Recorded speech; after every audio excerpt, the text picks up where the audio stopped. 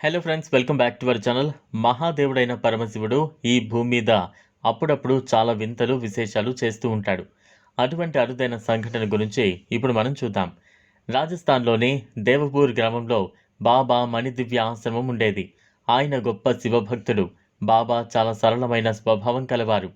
ఎప్పుడూ ధ్యానంలో ఉంటూ ఆ శివుని నామస్మరణ చేస్తుండేవాడు. బాబా దగ్గరకు దేవపూర్లో ప్రజలే కాకుండా చుట్టుపక్కల ఉన్న గ్రామంలోని ప్రజలు కూడా వచ్చేవారు.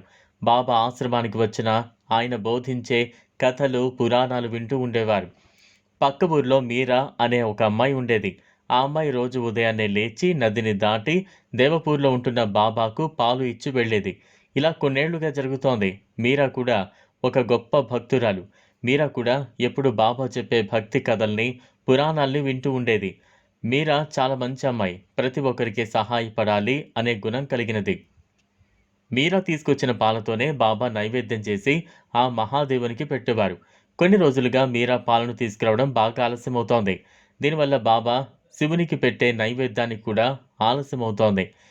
ఇక అనుకోకుండా ఒకరోజు మీరాను బాబా ఇలా అడిగారు, ఎందుకమ్మా రోజు పాలను తీసుకురావడం ఆలస్యమవుతుంది అని.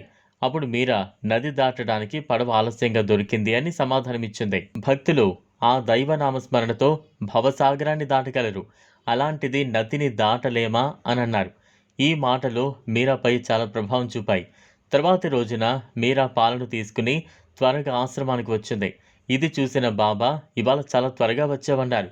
అవును బాబా, మీరు నిన్న చెప్పారుగా, శివనామస్మరణతో భవసాగరాన్నైనా దాటగలరు అని. మీరు అన్నది నిజమే. నేను ఆ శివనామస్మరణ చేస్తూ నదిపై నడుస్తూ వచ్చేశాను అని అంది. మీరా నదిపై నడుస్తూ రావడం అక్కడున్న ప్రజలంతా చూస్తూ అలా ఆశ్చర్యంగా ఉండిపోయారు.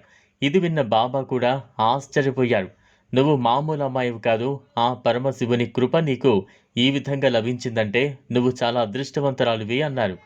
ఎన్నో ఏళ్ల తపస్సు చేసినా కలగని అదృష్టం నీకు లభించింది అన్నారు. ఇప్పటికీ కూడా మీరా గురించి అక్కడ కథలు కథలుగా చెప్పుకుంటుంటారు.